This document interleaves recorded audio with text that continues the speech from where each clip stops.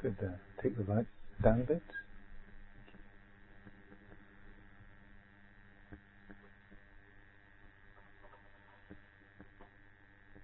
Thank you.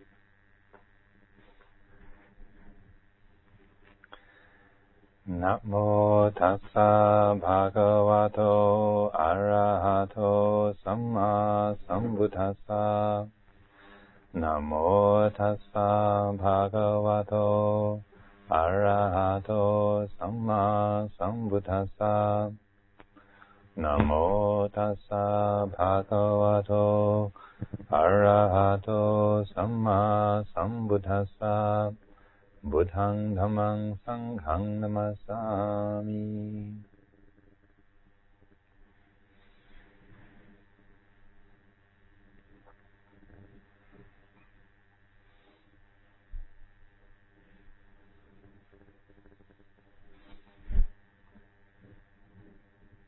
A couple of minutes ago, someone just asked me if I could see the full moon from where I was sitting.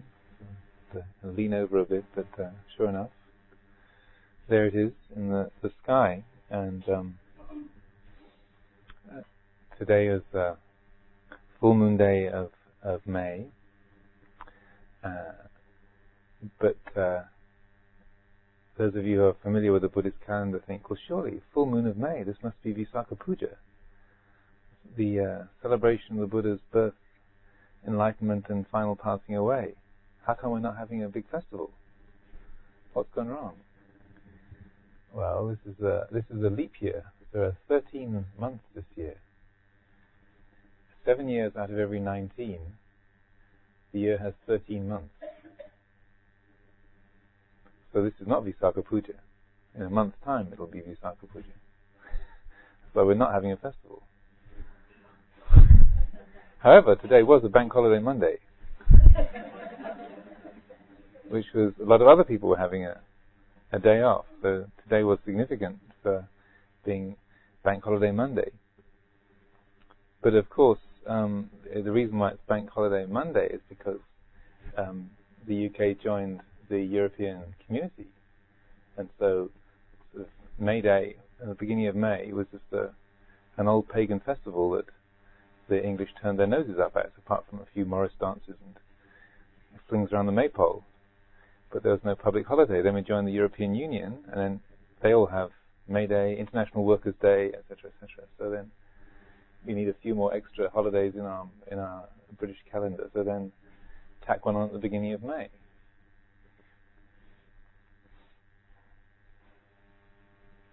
In the United States, where they are vehemently opposed to things like International Workers' Day, they have their Labor Day at the beginning of September. And the beginning of May is pointedly not anything to do with working, socialism, anything of that sort. This is Memorial Day, right? The beginning of May? End of May. They avoid it completely. So it can be, you might think, what on earth are you talking about? But these are useful things to contemplate. What makes a day a holiday? We say, okay, Buddhist festival-wise, in the Buddhist week, full moon, okay, this is the Patimokkha day, so we recited our rules. So this is a special observance day in our regular calendar. But it's we decide, okay, this is a leap year. We suddenly decide, okay, this year is a leap year, so we all decide Visakha is in a month's time. However, it could be that in Sri Lanka, no, Visakha is today. In Thailand, it's next month. Or maybe in Burma, it's that way. Maybe you say, Burma? What do you mean Burma? It's Myanmar.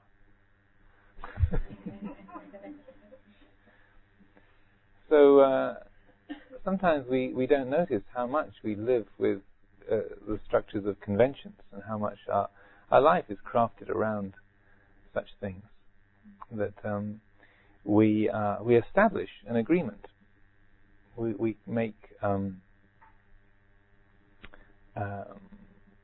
we create forms and structures in our lives, and then we build things around them. We make them into very solid and permanent entities by the way that we hold them, right, unconsciously most of the time.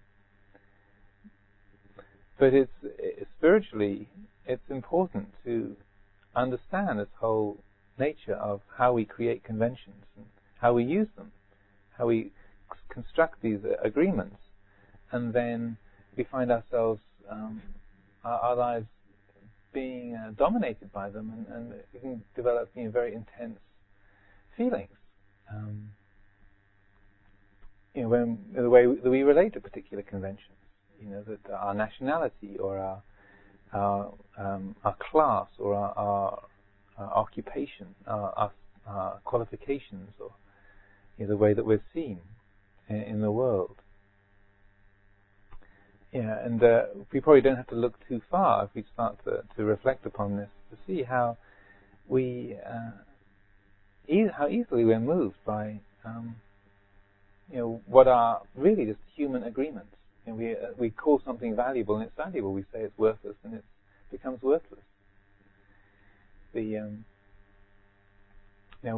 project value onto things, and then we all agree to say this is a valuable thing, this is a precious thing, and then we all agree to say no, it's not precious anymore, it's not valuable, it's not important, this is not Visaga Puja.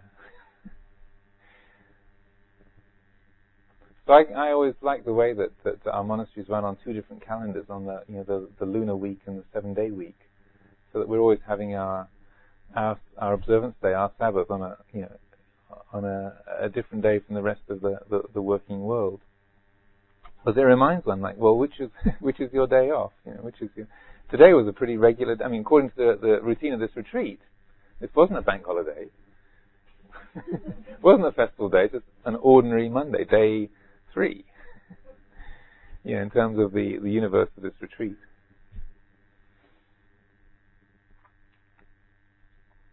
So we see how much we invest in things, and how we create, how a lot of our feelings and how we are pulled around and affected in life by these agreements that we make with other people and the way that we judge things. The other morning, I'd arrived from Chithurst. And Luang Por was having breakfast with Luang Por, and he was telling me that he'd just received a letter, a very, very angry letter, from some supporters of Amaravati, who are deeply distressed and upset at the demolition of the old stupa in the field, and the creation of this new stupa, and how this was comparing Luang Por to the Taliban.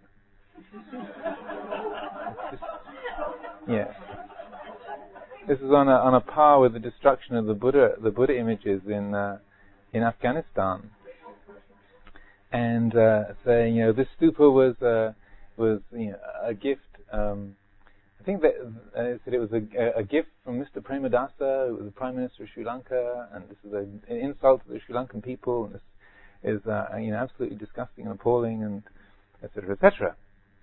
And which one could easily see how one could be upset. And it's true, Mr. Premadasa did give one of the Buddha images that used to sit in one of the niches inside the stupa. But it was just so striking how we get a little bit of information, we get a little bit of a picture, and then the mind grabs it and runs with it. Because since I've been around this place almost since day one, I happen to know that the stupa, the old stupa that used to be out in the field, that was only actually intended to be there for the opening ceremony in May 1985. It was supposed to be demolished immediately after. It was made of chicken wire and plaster. And interestingly enough, the forms that were used to create the stupa shape were actually the fiberglass forms that were used to make the mouldings on the front of an Islamic bank in London.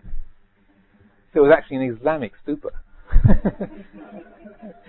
And then the 4 niches around the outside, if you remember, those who remember that, the old stupa, they were actually copied from the Japanese Peace Pagoda at Milton Keynes, for whom the architect of which was Tom Hancock, who's a Brit, who built the temple, who's the architect for our temple here.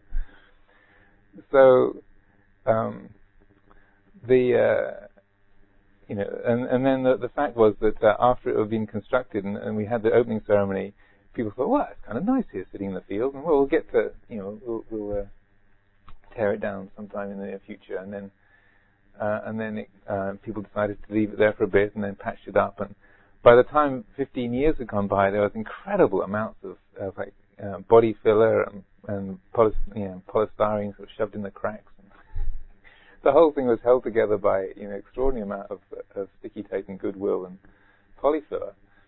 And finally, it was just so much work and effort to hold it together, and the community decided, okay, we ought to let this one move on. And also the stupa that was out there that Ajahn Sumedho had replaced the original stupa with was, as I understand it, was a gift from the Sangharaja of Indonesia. So it's a copy of the ones at Borobudur. So rather than a kind of a policy decision to replace this emblem of Sri Lanka with an emblem of Indonesia, and I think actually the letter he said that this new Thai stupa, it's not even Thai, you're not even from Thailand, but the mind takes hold of a part of the story, and obviously this person was deeply upset and distressed. I mean, it must be very difficult, to sit down and write a letter like that to someone that you respect and admire, like Ajahn Sumedho. But obviously their feelings were so strong. They felt so moved. They had to do something. But yet it was just not realizing that so much of the story was not as they had presumed it to be. Have any of us found ourselves in that kind of position? How stirred up we get. Just the mind latches onto something and makes such a big issue out of it. Just actually, I'm also remembering we were picked up from the airport and then driven down to Chithurst. Like we were going to do a tree planting ceremony for my mother, who passed away last year, and the Anagarika who picked us up from Heathrow was actually an American Anagarika. Had never been in Britain before, and as we were driving down the M25, he was expressing how excited he was, how Arsenal this year had got an unbeaten record in the Football League. And I sort of blinked a couple of times. And I confessed to him, at the end of the winter retreat, I saw a news report somewhere in late March, and I saw it was a result of a British soccer match. And it occurred to me, oh, I forgot that soccer existed.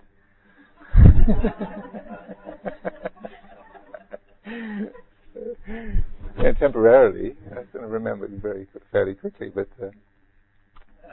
here it was kind of interesting. Here am I, a Brit, and here's an American, and he's excited about Arsenal's track record, and I've forgotten that the universe has an Arsenal in it. The mind takes hold of things and values them. So now, I shouldn't make presumptions about him, but I suspect that if Arsenal got thrashed 5-0 at home last weekend, there will be some suffering. Doesn't that happen to us?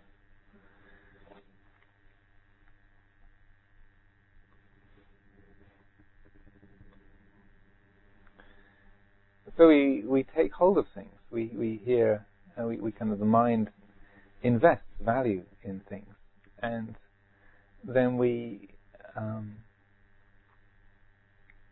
unconsciously, unwittingly get carried away by that. We don't consider what we're really experiencing, and this certainly is natural enough. We all live with these kind of things, and so that one of the most useful ways that we can use that meditation is to learn how to contemplate conventions. What are the conventions that we live with? What are the things that we judge as being good and bad and right and wrong? What that we say are beautiful or ugly, or and where our heart gets moved. What moves our heart? What do we when we meet with approval or disapproval? When we how do we feel about that? What does that do to us? How much does that drive or guide our lives? Because you might think, well, it doesn't bother me at all.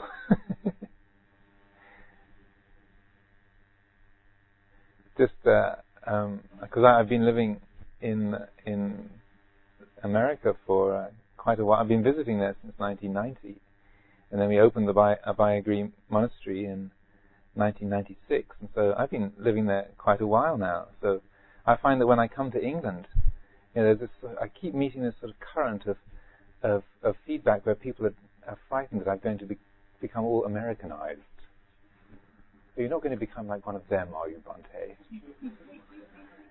And I get very self-conscious about when my T's become D's when I say something like little instead of little.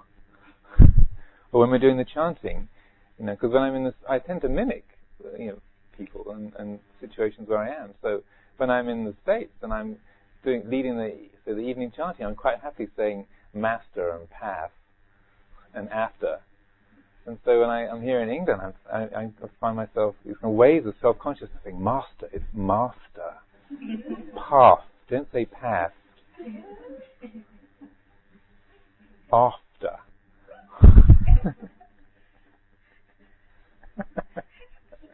What will they think of me if I say master? I think, oh dear. He's gone over to the other side. It had to happen. Oh.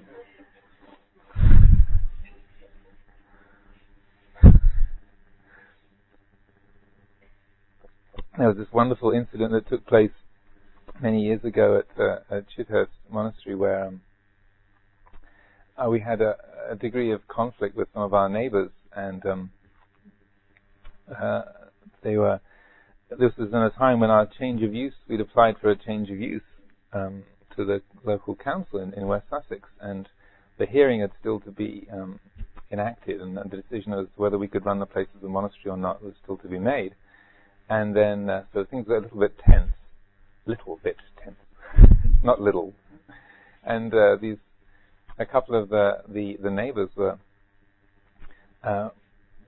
wandering around in the monastery grounds one day, and these two of the people who were particularly opposed to us getting the approval, and so they happened to encounter one of the monks, Ajahn Ananda, who's those of you who will remember was an American, and so they were sort of wandering around in the grounds, not sort of particularly near to the house, but sort of in an area where it's kind of unusual to find visitors. And they say, "Oh, can I help you?" So, "Oh, no, we're just looking, just wandering around."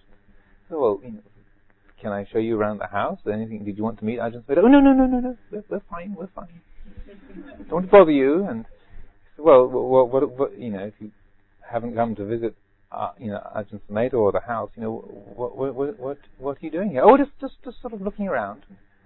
So he picked up. I mean, he knew who they were, and he sort of picked up that they were just sort of looking for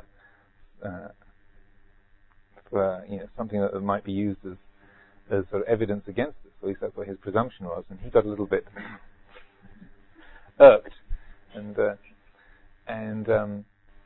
he said, "Well, if you haven't come here out of an interest in Buddhism or wanting to practice meditation, then I think you ought to leave." "Why, you're frightfully impolite of you. We have a right to be here just like anybody else." And of course, you can see where this was going.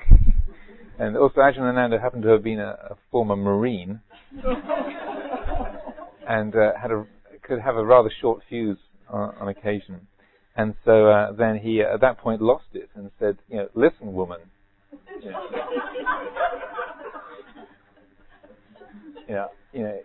You're welcome here if you're interested in Buddhism, but if you're not, then please leave the property." He called me woman. Did you hear that? He called me woman.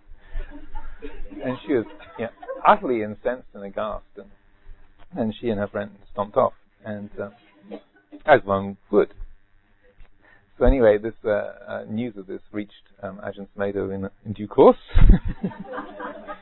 and then at that time we had this young man staying with us called Anthony Fitzgerald, who was a sort of Irish aristocrat, very tall and good-looking chap, and very frightfully posh accent. And so he and Ajahn Sumedho went down to visit our neighbour to try and sort of smooth things out a bit. And Ajahn Sumedho has told this story many, many times. because Anthony could be extraordinarily charming, and was so they were invited in. Things were a little bit tense. They were invited in for tea, but Ajahn Sumedho was sitting there on the sofa, and then Anthony was trying to explain how there might have been some sort of misunderstanding, or he could understand how feelings were a little bit tense, and then he leaned forward and said, and after all, Mrs. Evans, you must understand, he is an American. And then she said, oh, of course, that's silly of me. And that solved the whole thing. That was it. The problem was over. It explained everything.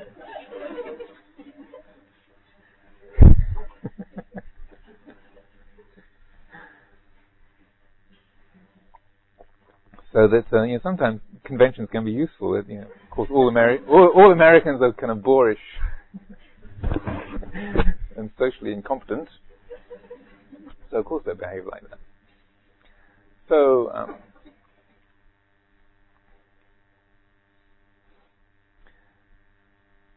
when we look at our minds and the way that we interact with others, it's in a way employing or engaging this sort of contemplative quality, just watching.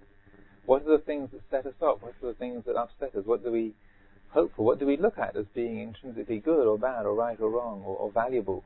What have we invested with importance? That we have created in our own little world. What have we made into being things that we cherish? Because as the Buddha said, if you have 100 dear ones, you have 100 pains. You have 50 dear ones, you have 50 pains.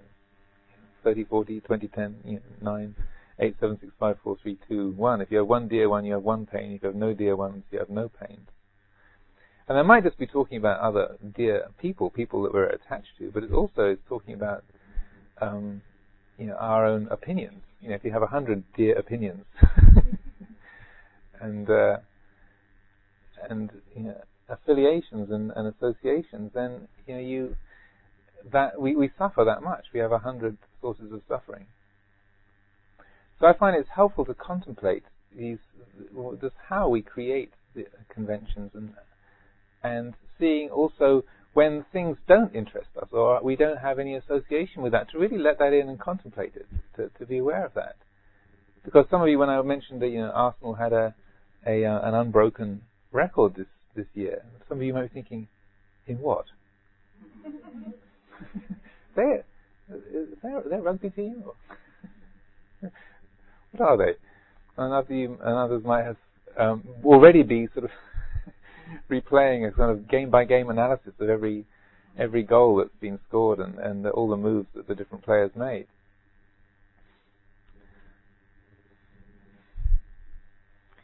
Because the more that we look at that and understand it, we see how it works, then the more we're able to in a way get a bit of a distance on that for ourselves. So as I was saying, I like to contemplate and look at things that have kind of no value or no meaning to me.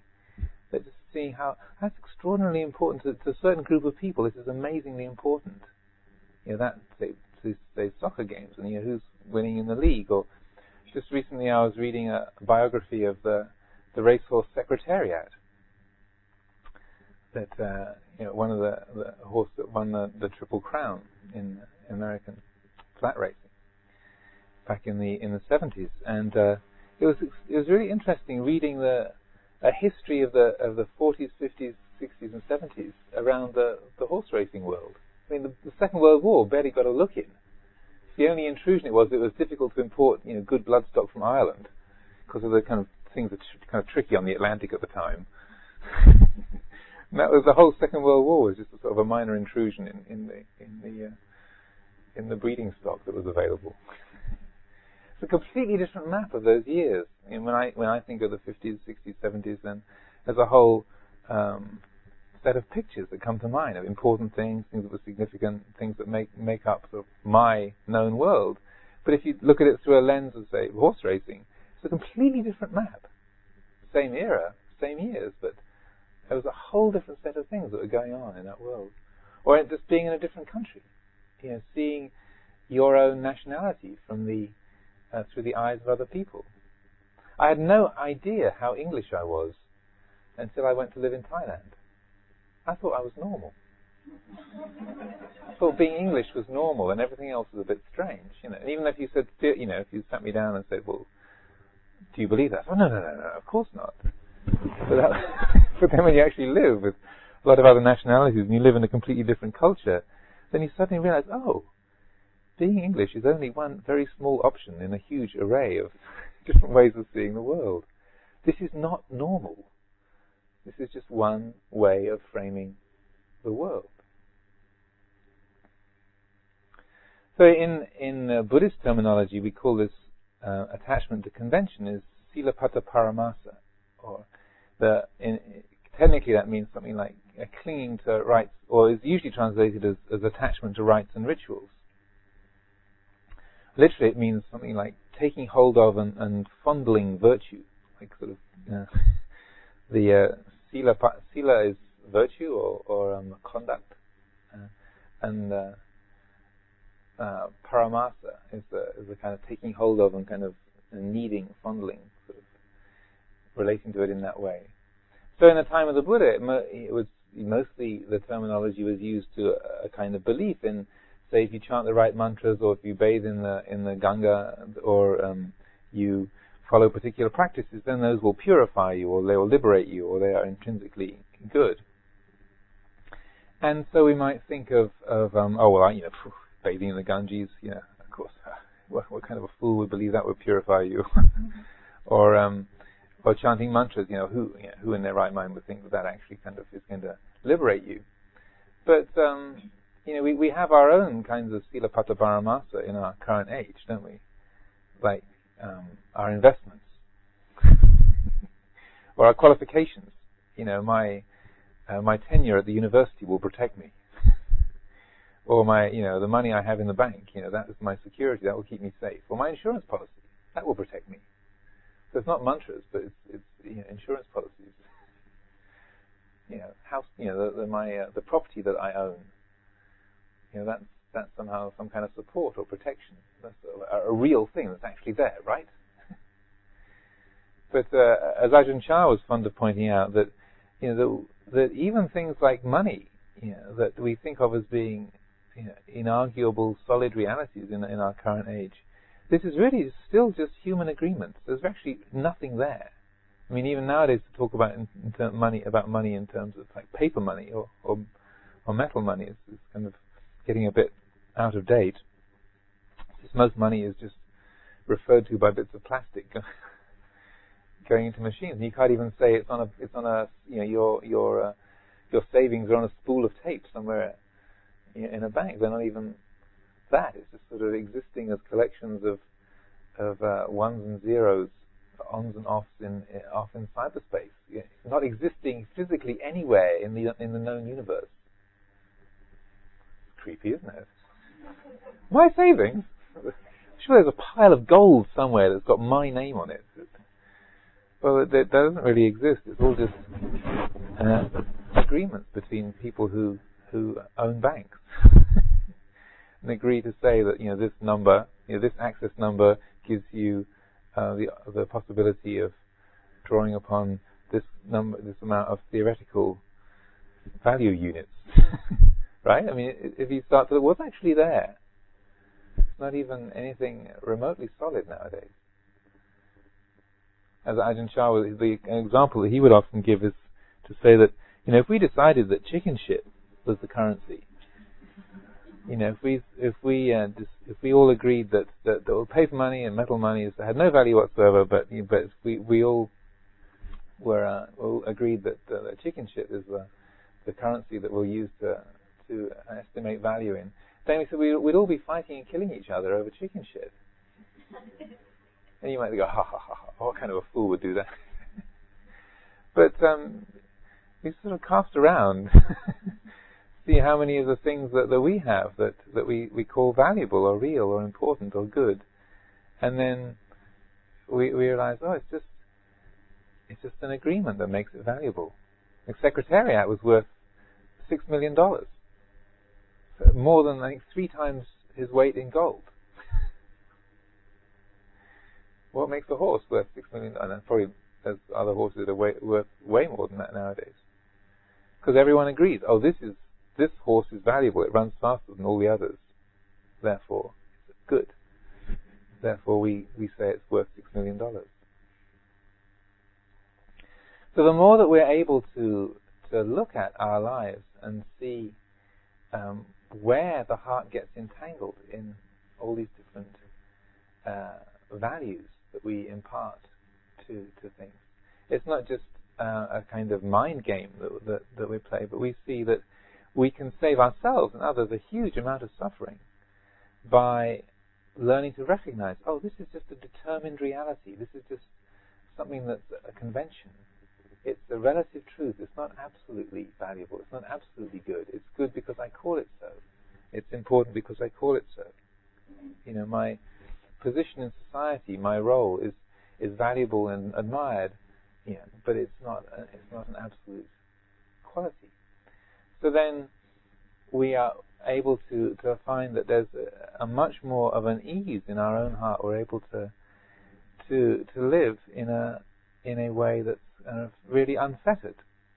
Because sometimes we might feel, you know, we live with a lot of conventions and rules and stipulations and agreements, and we might find, might feel that there's a sort of resentment with all of that, just kind of bound by social conventions and expectations and having to perform particular roles, and so that feeling bound and limited and constricted by that, burdened by that, then we think, well, the convention's the problem, so I have to, you know, get rid of these restrictions of, you know, I must be kind of anti-English, anything but being English, or anything but being a man, or anything but being, I don't want to be limited by Buddhism, I don't want to be limited by monasticism, I don't want to be limited by my upbringing, my background, my occupation. And so then we because we feel that, we might react against it and then think we've got to get rid of the convention, defy the convention, and because we take that to be the problem. But any of us who've tried to live by defying all conventions, it's really gets to be a lot of work, right? Because there's an awful lot of conventions that we live with. If we're always trying to oppose, feeling any kind of line or structure or form is intrinsically limiting our natural innate freedom, you end up colliding with a lot of things. Like, I'll choose, this is my road, I have the right to drive on the left or the right, I will not be limited by mere traffic laws, these are just human agreements. I will drive on the left if I like, I'll drive on the right if I like, I'll drive in the middle of the road if I like. You know, you're not going to get very far before the blue lights start flashing. And you are merely a policeman by convention. You know, you have no intrinsic power over me whatsoever. The laws of the country are mere kind of ideas and orderings of language and thought that have absolutely no basis in reality. Ajahn Amaro told me. Get in the car, madam.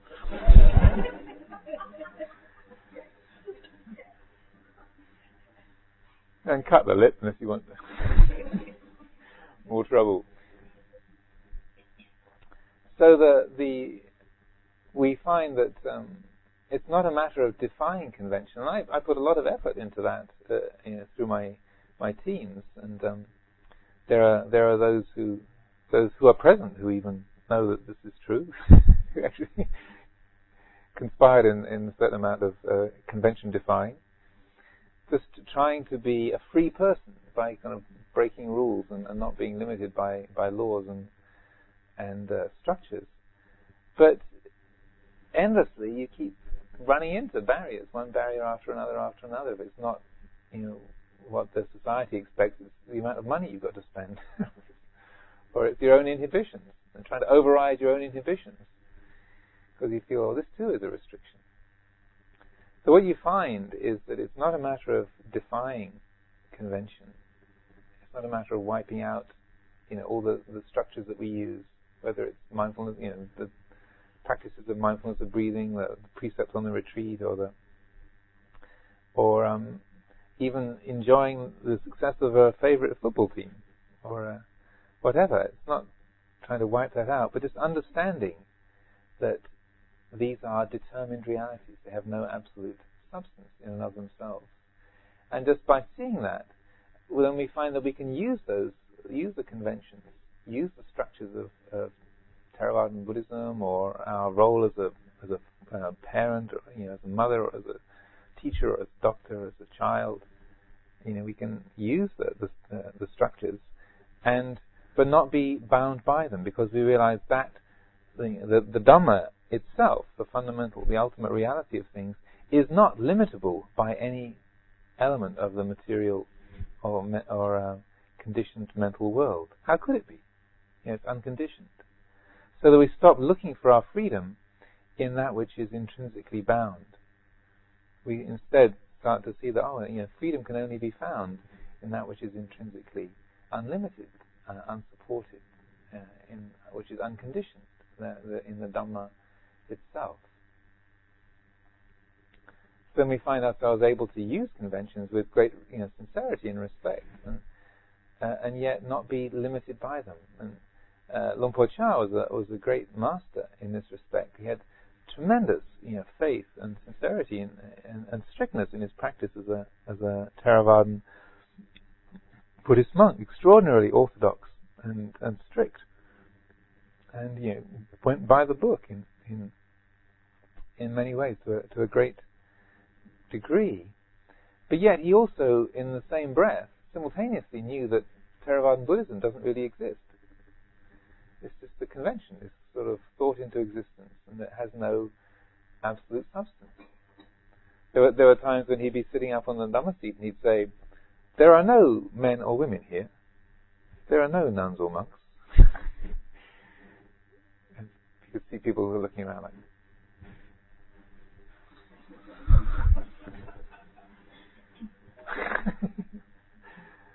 what does he mean?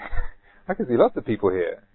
He says there aren't any men or women here. There are no nuns, no monks, no samaneras. There are no lay people, no monastics. These are just karma formations coming into being and changing, dissolving. We determine woman, we determine man, we determine monastic, we determine layperson. We create those determinations, and then we hang on to them. But actually there's nothing there. And at the same time, he was sitting up there on the Dhamma seat, wearing his robes all perfectly correct, and doing the whole Theravada Buddhist monastic Ajahn Chah giving a desana thing, without any hypocrisy, but just completely sincere. So this is one of the mysterious aspects of the middle way, because our dualistic thinking, the way that we habitually hold things in our sort of rational, dualistic mind states, is that, either it's empty and it doesn't mean anything and it's insignificant, it's not real and we ignore it, or it's really important and it matters and we adhere to it strictly. So either Buddhism really exists and is solid and important and good, or it's all empty and it doesn't matter, and so we just discard the whole thing.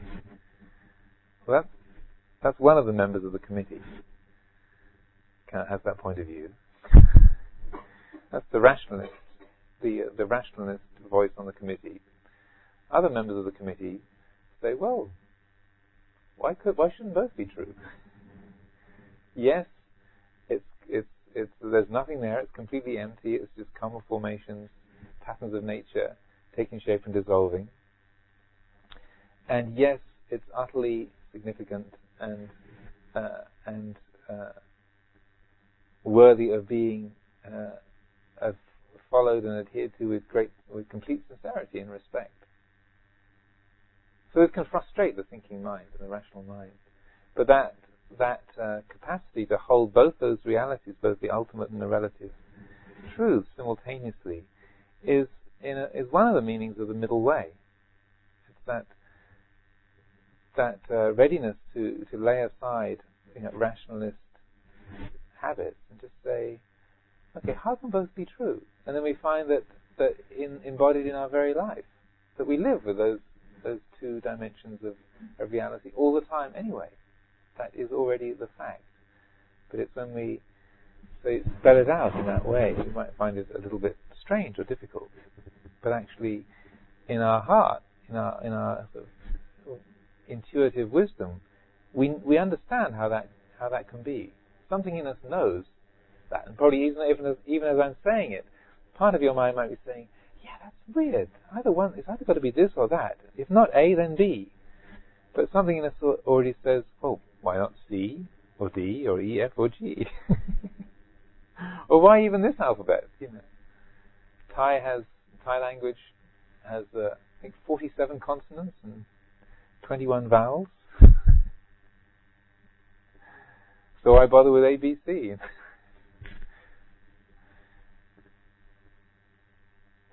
And what we find when we learn to let go of convention and learn to see the emptiness of conventions and yet live respectfully with them is that a lot of the contention in our life starts to fade away. We find ourselves much more not only understanding of the way that our mind frames things, but we find ourselves a lot more understanding and forgiving of others. That we are, in a way, not expecting everyone else to see the world the same way that we might. But we understand when someone is locked onto a particular way of seeing things, like this gentleman who wrote the letter to Luang Por about the stupa. We can understand where that person's coming from. We're not criticizing them for that, but we don't have to buy into that. We can see where it's coming from. And so that even if that person is attacking us with great vehemence and having they feel like a good case, a good reason to complain, then we find that we're able to not contend. We don't feel like I have to sort of take my position against that and defend myself.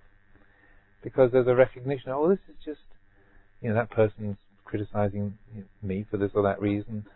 But if we really understand that, all conventions are just determined into existence, they have no ultimate substance, then even if someone is trying to contend against us, we find that there's a spaciousness and a flexibility of being whereby we don't have to contend back. We can acknowledge their feeling and feel a compassion for their sort of disturbance or their excitement. Because it's not just even with being attacked. If someone's enthused, like, wow, Arsenal lost 5-0 at home, that's great. You can genuinely feel, I feel very happy for you if that's important to you. Without being disrespectful or condescending, you can acknowledge where someone's coming from, but without being swept up or buying into their aversion or their enthusiasm or whatever. We can see things from a bigger perspective. There's a very beautiful account in the Samyutta Nikaya where the Buddha is verbally attacked by someone called Bharadvaja the Abusive. So it gives you a bit of a clue. The Pali scripture is very, everything's labelled very distinctly. So. And Bharadvaja the Abusive is extremely peeved with the Buddha because, as I recollect the story, his brother had gone along as a Brahmin to try and criticize the Buddha and draw to his attention all kinds of shortcomings in the Buddha's teachings and the way he was operating and the harm he was doing. But far from the Buddha being scolded, he actually managed to win this other fellow over, and he became the Buddha ordained him as a monk on the spot, and then he went off to live in his monastery. So when Bharadvaja the Abusive then found out that his brother had not only failed to have an impact on the Buddha, but had become his disciple, not only a disciple but a monastic as well, he was extremely peeved, irked to a great extent.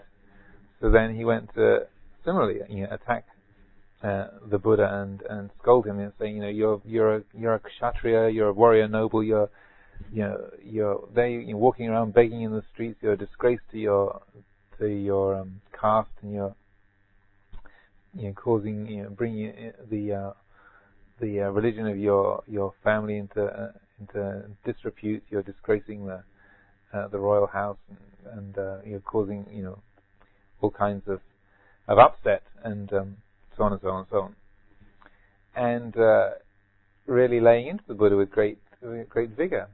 And so then the Buddha said to him, "Can I ask you a question?" "Yes, if you have to." "Well, if I presume that you have a house, and that occasionally you have friends or relatives, people who come to visit you. Is that the case?" "Yes." "So if you do, in some certain circumstance, have friends or relatives, people come to visit you, unexpectedly, they drop by, and then would you offer them some refreshments, some food or some drink, to them as your visitors?" "Well, of course I would. Any polite host would, offer refreshments to anyone who comes to visit." So if someone comes to visit and you offer them some refreshments, and then they decline those, then to who does that food and drink belong? Well, it belongs to me, of course, because they haven't accepted the offer, so it's still mine. What do you think? Buddha said, "Well, yes. Well, in a similar way, you offer me your anger, but I decline to accept it. So it still belongs to you." And then goes off on his way. So the Buddha doesn't say, "How dare you?" He doesn't say, "You've got an anger problem you've got to deal with." He just points out, this is your mind state. This is what you're putting out. It's up to me whether I pick it up or not. You've thrown down the gauntlet. This is your issue. It's not mine. I don't have to buy into that. So this is a tremendously blessed capacity that we have in life, because it's so easy for us to get swept up. When someone attacks us or insults us, or there's something about that we're offended by something, or we see something being done wrong, or somebody is critical of us, it's so easy to immediately join in the fight and argue with them. But the more that we're able to reflect on it and really understand and see the emptiness of conventions of all sorts, then the more we find we're not drawn into those habits of contention. There's another incident comes to mind where the Buddha was sitting meditating in the forest, and this Brahmin. The Brahmins they have a very distinct role in the Buddhist scriptures. they have a sort of they are the fall guys. They're the ones that are always causing trouble and being arrogant and haughty and inflated. But it's so that I wouldn't say it's intrinsically the case with all Brahmins by any means, but in the mythology of the Buddhist scriptures, and that's the role that they play. So this haughty Brahmin called Dandapani, which means stick in hand. It comes sort of swaggering through, but it's swagger stick, sort of this young Brahmin swaggering along with his walking stick, striding through the forest, and sees the Buddha sitting under a tree, and thinks, "Oh, great! Time for an argument." It's one of those wanderers, those disciples of Gautama. So he goes up to the Buddha and, looking to pick a fight, kind of an argument, says, what kind of philosophy do you hold to? What's your teaching? What kind of practice do you follow? And thinking to find fault or be able to start a philosophical argument with the Buddha, and the Buddha says, my practice is not. I practice in such a way as to not contend with anyone or anything for any reason. Then, as it said, the Dandapani's forehead puckered into 3 furrows, twirled his stick around, and then confuted and with nothing to say, then stomped off, still swaggering along with his stick.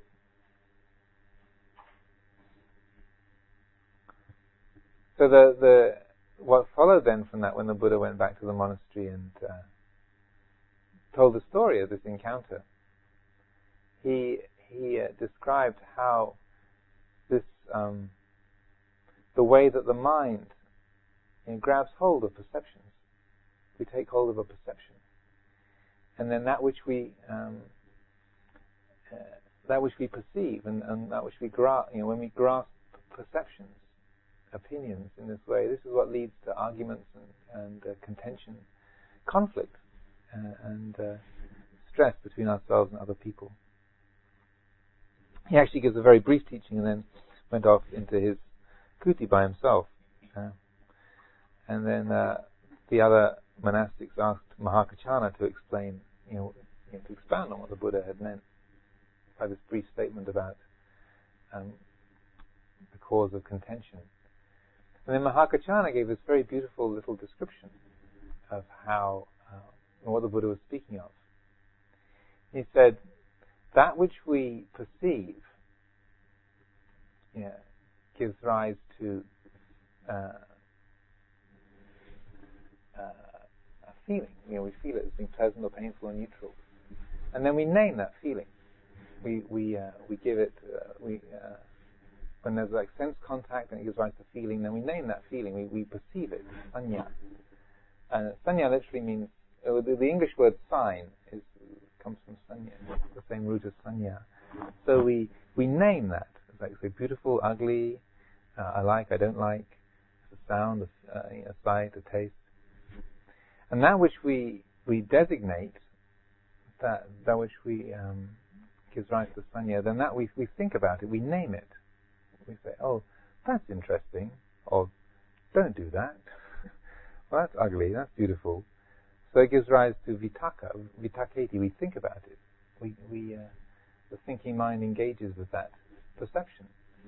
And that which we think about then gives rise to papancha, which is conceptual proliferation.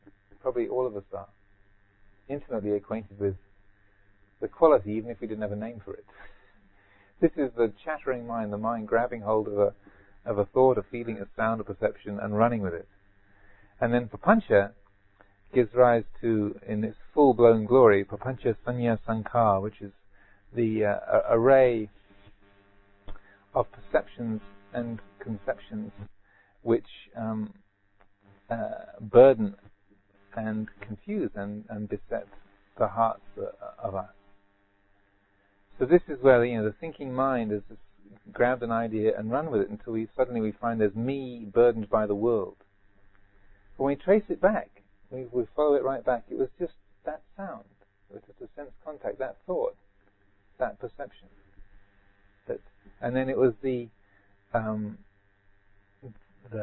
formation of it into a perception, into sanya, and then naming it, thinking about it, and then the conceptual proliferation forming around that thought, and then running off and building a whole universe out of it.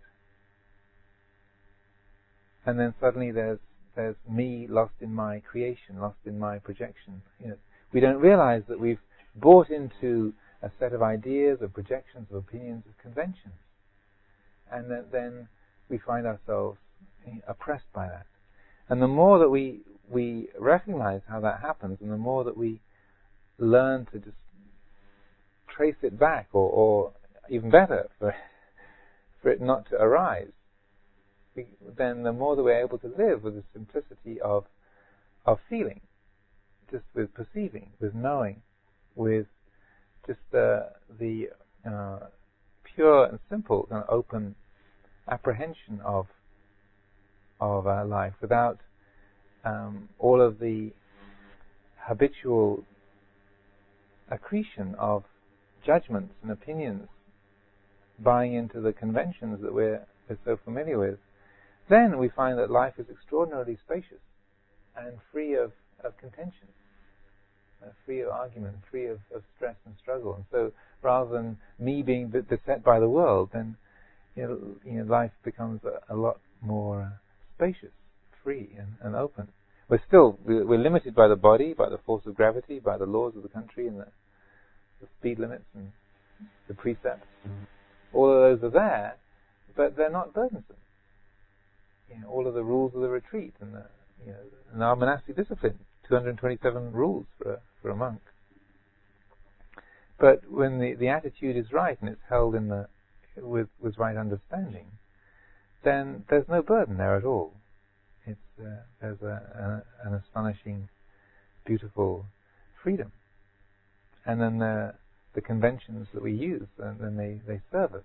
The structures that we use, they serve to help support the continual realization of that freedom, rather than being that which gets in the way of it. So I offer these thoughts for reflection this evening.